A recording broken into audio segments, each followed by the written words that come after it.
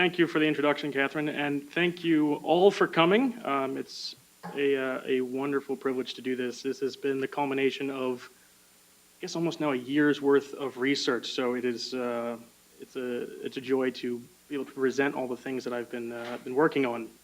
So, as you are now well aware of, as it's been announced over and over in our morning meetings, that today, November 10th, marks the 150th anniversary of the execution of Confederate Captain Henry Wirz, who was the commandant of Andersonville Prison in Georgia. The execution took place on the grounds of the old brick Capitol, which was then converted into a prison in 1861. And of course, we know that today is the site of the old Supreme Court. And I think there's no more poignant image than this one right here, to have the scaffolding, to have Wirz down below, then with the Capitol dome in the background.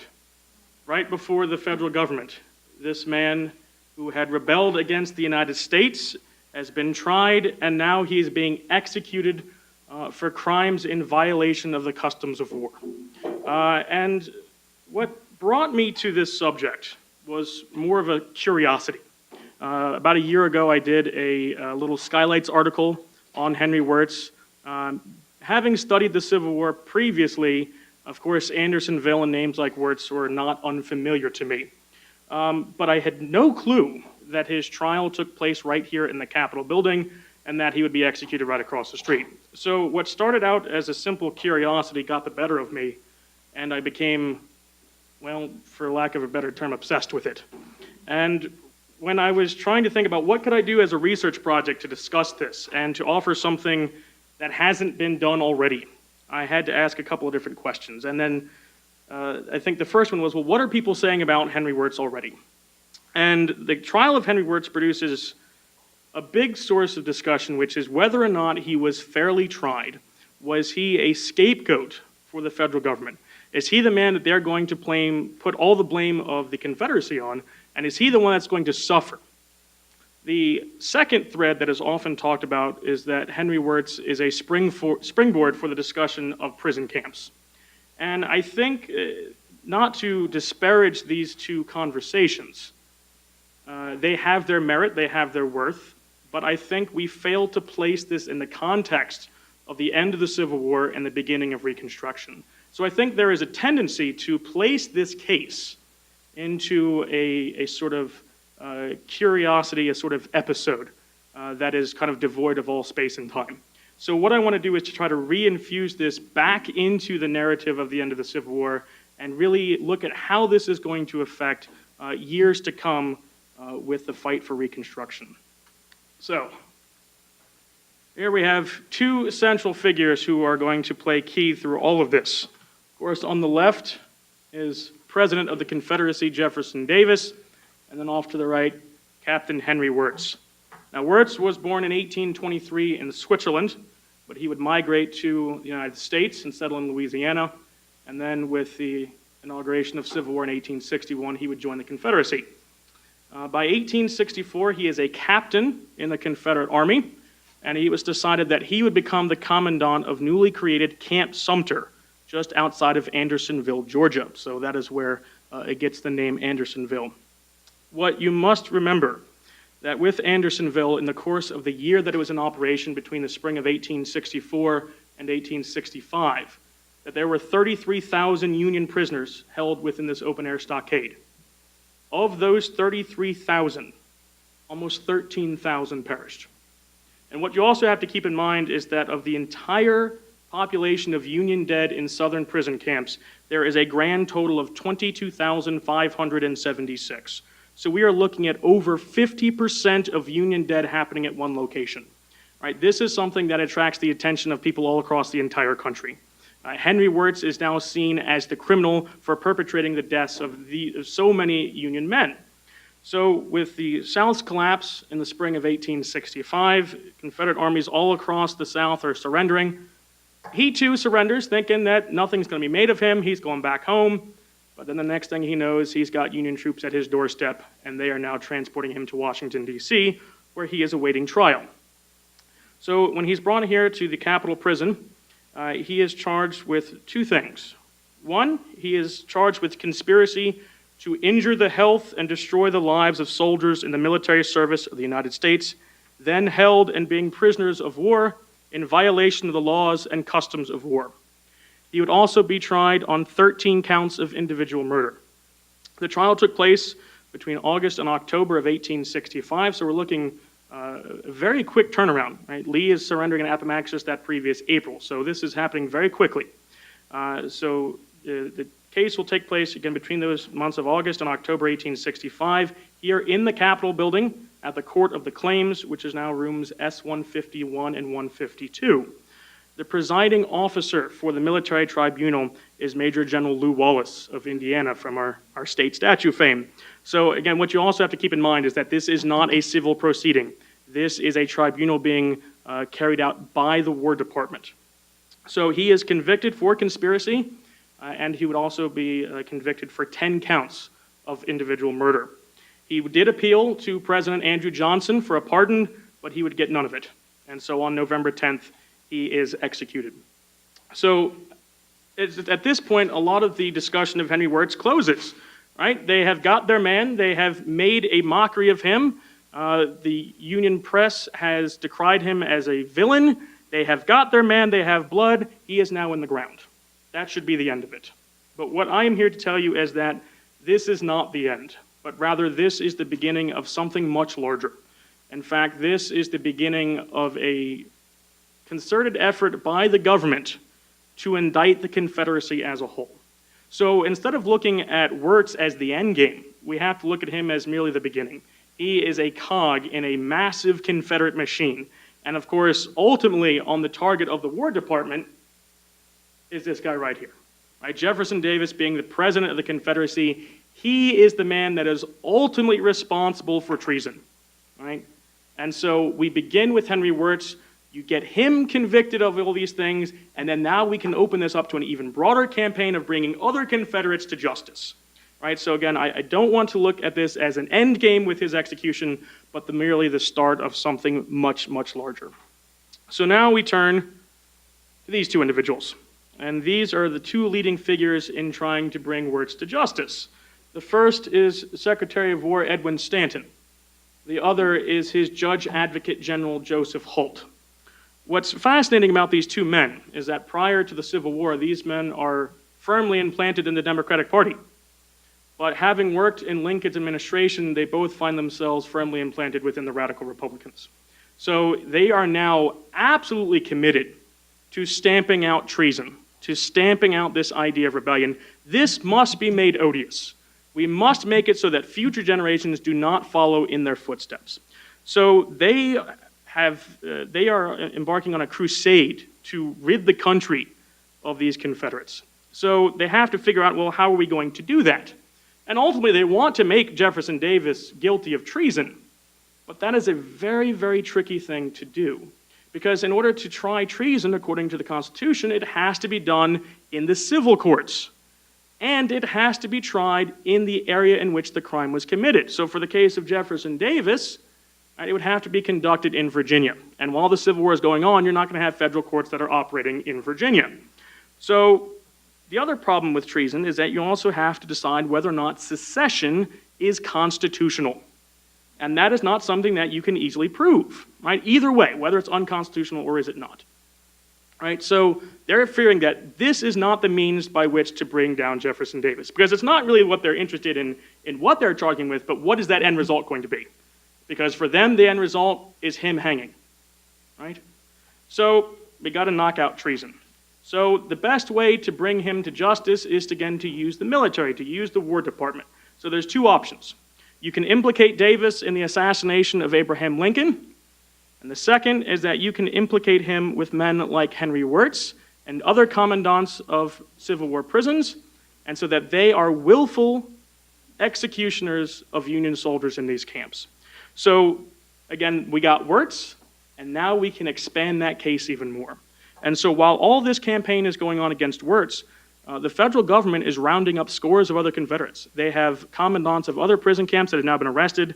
Jefferson Davis is sitting at a cell at Fortress Monroe in Hampton, Virginia, as well as his entire Confederate cabinet. So we have these men being held across the entire country, and they are now awaiting a trial, and hopefully for the War Department, they're awaiting their execution. All right? So then we got to introduce these individuals. On the left, we have President Andrew Johnson, and on the right, we have members of the Radical Republican Party, including Benjamin Butler, Thaddeus Stevens, and John Logan. Now, the Radical Republicans, just like Stanton and Holt, are committed to also trying to bring the Confederacy to justice. And initially, they are absolutely thrilled by Andrew Johnson taking over the presidency. They believed that Lincoln was going to be too lenient.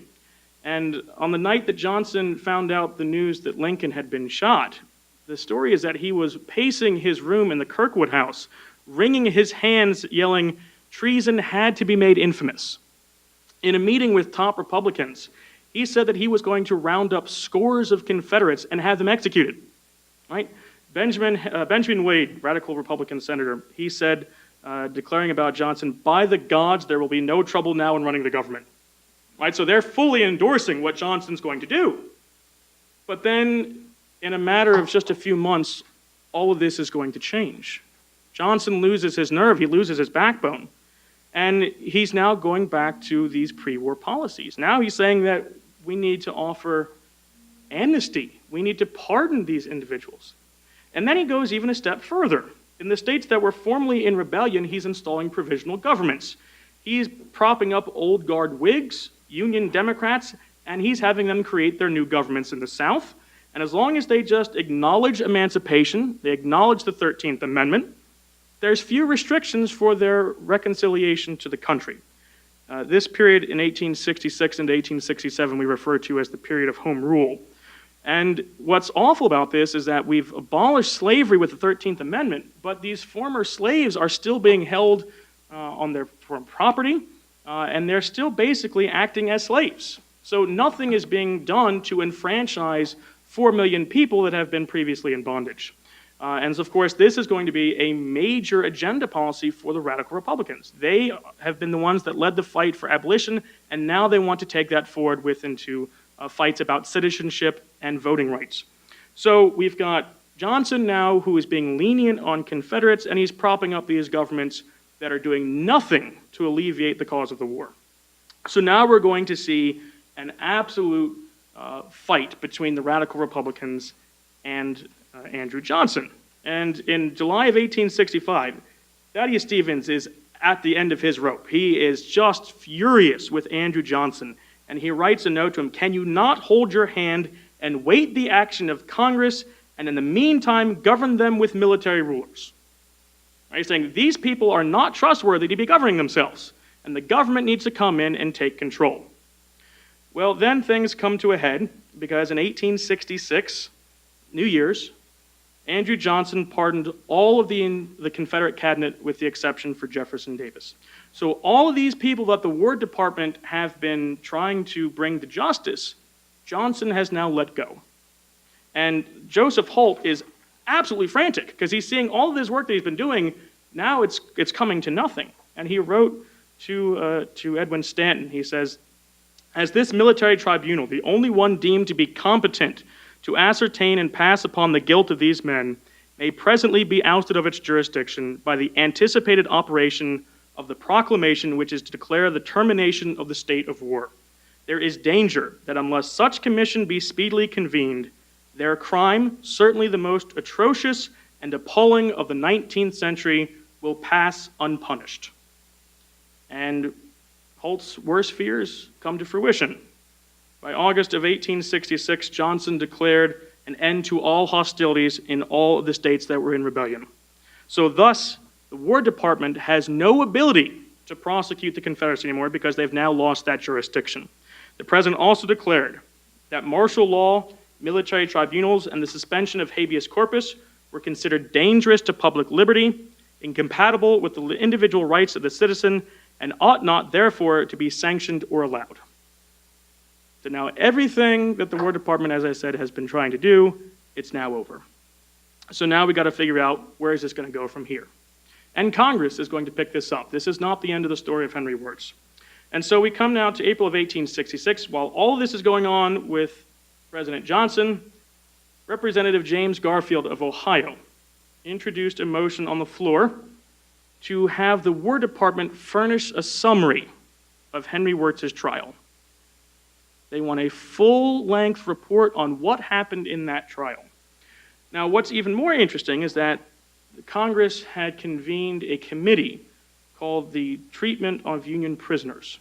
Now, all of the members of this committee had been former soldiers in the Union Army with the rank of colonel or higher. And that's interesting to have these members now looking into an investigation about the conditions of Union prisons. And so this trial that the War Department has been furnishing the summary of this that has been handed over to Congress becomes the crux of this overall report. They produced a 1,000-page document. And what they point to in this report is that the Confederates were solely responsible for the death and terrors of prison camps. The evidence points with unerring finger to the highest as well as the subordinate officers of the Confederacy as the great criminals guilty of atrocities for which Wirtz suffered on the gibbet. So they are saying that it's not only Wirtz, but also these higher Confederate officials that are responsible for the level of death. And so they wrote even further, the organization known as the Confederate government must not and ought not escape the just rewards of its crimes. For Jefferson Davis, the just and fitting epitaph would be being constituted chief of the Confederacy, he destroyed prisoners of war by starvation. So they're not letting this topic go. And they're going to use this now to fuel their agenda in moving forward in Reconstruction. So we have to change what this just reward looks like. Right? No longer are we going to have these military tribunals that are trying to bring people to the gallows, but we're now going to look at a legislative fight. So the first is to end this period of home rule. So in 1867, Congress is going to pass several bills known as the Reconstruction Acts. It does four chief things. One, it removes the Southern provisional governments and created 5 military districts. So now Union soldiers are occupying these districts to make sure that the law of the government is being followed. Within each of these military districts, a military officer is put in charge, and they have the power to remove or appoint state leaders. The third aspect is that in order for a state to be reconstructed and readmitted into the Union, new state constitutions had to ratify the 14th Amendment. The final provision is that all African American men and white men disqualified by the 14th Amendment could vote for state delegates to a state convention for the creation of a new state constitution. So now we got to look at, of course, what is this 14th Amendment? Section 1 says that all persons born or naturalized to the United States are citizens and thus cannot be denied the rights or privileges of those citizens. The second is that the 3/5 compromise was null and void. So now you have to look at the entire state population, and that any state that denied voting rights of any male could suffer a reduction in the number of representatives in the federal government. The third, and this is in some ways one of the more interesting aspects of the 14th Amendment, was that former Confederates could not hold elected office unless approved by a 2/3 majority of both the House and the Senate. Right, so we have here a punishable measure within this amendment. Also, the federal government nor the states would pay the war debts for the loss of property and or slaves. So when this measure is being brought before Congress, Thaddeus Stevens, again, he's always one of the loudest speakers of the radical Republicans, he sounds the rallying cry of Andersonville. This is what's going to bring people to his side. He says, the president is far from exonerating the conquered rebels from all their expenses and damages of the war. He desires that the traitors, and he puts this in parentheses, having sternly executed the most important leader, Rickety Wirtz. I love that, he says Rickety Wirtz. Hanging him as a high example.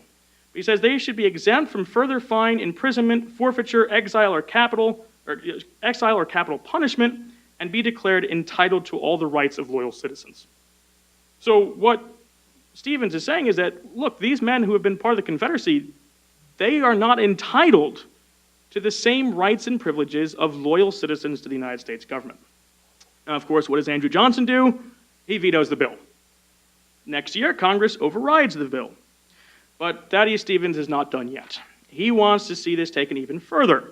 He then introduced a bill that would seize Southern lands and redistribute property to former slaves. And in his opening remarks for this proposed legislation, he writes, While I would not be bloody-minded, yet if I had my way long ago, I would have organized a military tribunal under military power, and I would have put Jefferson Davis and all the members of his cabinet on trial for the murders at Andersonville, the shooting down of our prisoners of war in cold blood. It was a mockery to try that wicked fellow Wirtz and make him responsible for acts of which the Confederate cabinet were guilty.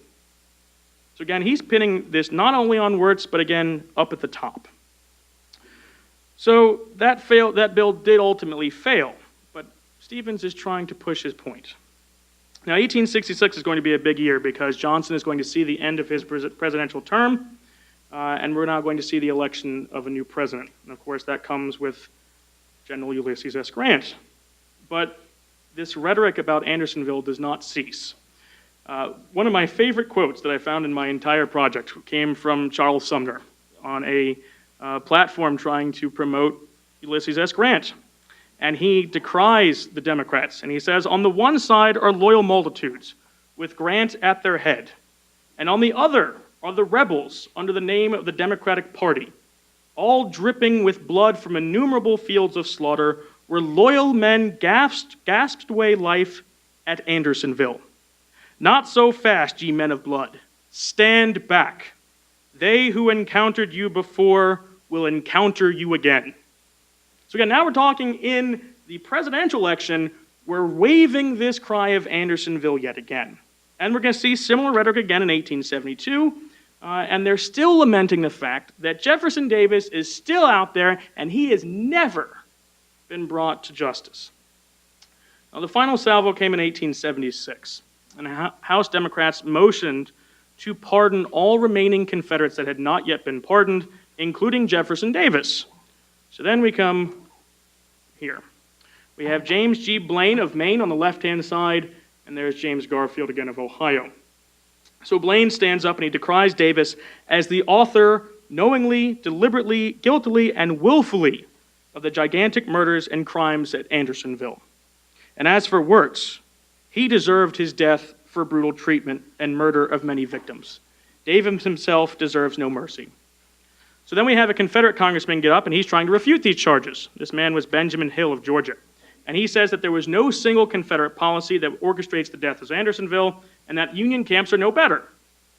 Garfield then gets up and says, very poignantly, "Towards those men who gallantly fought us on the field, I cherish the kindest feeling. I hope the day will come when their swords and ours will be crossed over many a doorway of our children, who will remember with pride the glory of their ancestors. But there was a class of men for whom I have never yet gained the Christian grace necessary to say the same thing. Do not, for the sake of 300,000 heroic men, many of them carrying in their hearts the memory of what they suffered in the prison pen, do not ask to restore the right to hold power to that man who was the cause of their suffering." The bill failed. In 1879, Garfield led a reunion of Andersonville prisons, and he stated, "We can forgive and forget all other things before we can forgive and forget this." So we're looking 13 years after Wirtz had been executed, 13 years after he had been placed in the ground, but yet they're still invoking his memory. They are invoking the memory of nearly 13,000 men that died in the confines of Andersonville prison. We can't look at the death of Henry Wirtz as an episodic event. This is something that is permeating time. When they're trying to fight for Reconstruction, when they're trying to figure out how the country is going to be reconciled, Andersonville and Wirtz are the bloody shirt. This is the rallying flag by which people are going to be brought to the radical Republican side. This is an incredibly vitriol, violent, tumultuous period in time. Right? In the American Civil War, in those 4 deadly years, we know 600,000 died, if not more than 750,000. The country does not come together easily. We like to think it that way. We like to be left with the images of Robert E. Lee and Ulysses S. Grant shaking hands on the McLean House in Appomattox. But I'm here to tell you that it's not the case. This is something that is difficult. It is bloody. It is tumultuous. So I think when we're looking at something like Henry Wirtz, we have to place this in the context of what it was to be in the maelstrom of the end of the Civil War and the era of Reconstruction. Thank you, folks. I apologize for running over, but does anybody have any questions for me? Yes. Why did Andrew Johnson make that turnaround? That is one of the things that scholars are still trying to figure out. And it's one you kind of have to try to get into his psyche, and it's very difficult to try to pin what exactly he was so nervous about. But I think he just fell on old habits. He, although was anti-secession, he's a Southerner. And I think you can't overlook that. What was Captain Word's rebuttal to that died in prison before this? What was the question? What was his rebuttal to all the men who died? So his rebuttal is that it's not his fault. And I think there is probably an air of truth in that. The thing you have to keep in mind is that the Confederate Army can't even feed themselves. So you think they're going to give provisions to Union soldiers? Think again. He was offered. The government actually basically said, if you can pin this on Jefferson Davis, we'll give you your life. But he doesn't do that. So I think he felt that he was doing his soldierly doing, that he was doing the best that he could, but ultimately in that situation, there wasn't a whole lot that could be done. Really good. Thanks. Really good. Said that he was beyond what was customary, and these are particular term for how you treat prisoners in time of war. What's it called, customary? And Just in violation of the customs of law and war. So if there wasn't any like Geneva. Yeah, this predates the sort of Geneva Convention idea, but there wasn't anything special that no. just kind of unspoken. No, but what's interesting is that they're going to use this later on in the 20th century when we're trying the Nazis in Nuremberg. They're looking back at this case. This is kind of the first instance of looking at war crimes. So.